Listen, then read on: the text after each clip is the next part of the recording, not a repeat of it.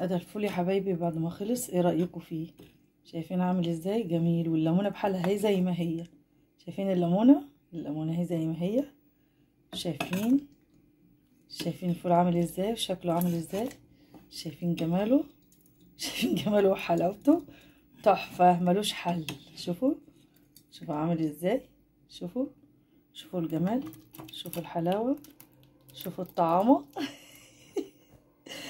عمايل ايديا وحياة عينيا. ايه رأيكم؟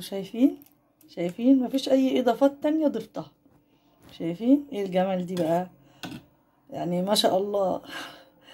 يلا لايك واشتراك وتفعيل جرس وكلمتين حلوين في التعليق يا حبايبي يشجعوني. احبكم في الله يا حبايبي، احبكم في الله. مع الف سلام، مع مليون سلام. بسم الله الرحمن الرحيم، والصلاة والسلام على اشرف المرسلين سيدنا محمد وعلى اله وصحبه وسلم. ازيكم يا حبايبي؟ عاملين ايه؟ يا رب دايما تكونوا في خير وسعادة وهنا وفرح وسرور يا رب، اللهم امين. هعمل معاكم في المدمس بطريقة جديدة وسهلة وبسيطة وسريعة يعني. معايا حبايبي معايا.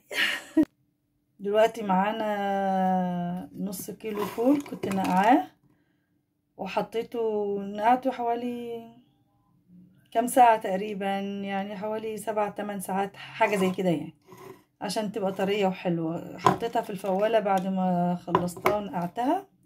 هنزل ببصلة. البصلة الحمراء دي بتدي طعم للفول، ما اقولكوش على الجنان اللي تبقى فيه. ما اقولكوش صدقوني. دي البصلة، واحط ليمونة زي ما هي كده، ليمونة بحالها، لا تفتحوها ولا تعصروها، كده زي ما هي تمام. وهنزل بمعلقتين عدس زي ما انتوا شايفين كده، هنحطهم. معلش كده يا حبايبي، نزلت بالعدس. ما تقلبوش العدس في الفول، خلوه على الوش تمام. ومعلقه كركم صغيره تمام. وهننزل عليه كده بميه مغليه، ما تحطوش عليه ميه ساقعه كده بس تمام. وهنقفل عليه ونحطه على نار شعره البوتاجاز، نار بطيء جدا كده يا حبايبي. انا قفلت عليه بالفويل وحطيت الغطا، كبست الغطا على ورقه الفويل عشان ما تفرش ميه وتنزل بره الفواله. وهوطي النار عليها شعره بسيطه جدا جدا.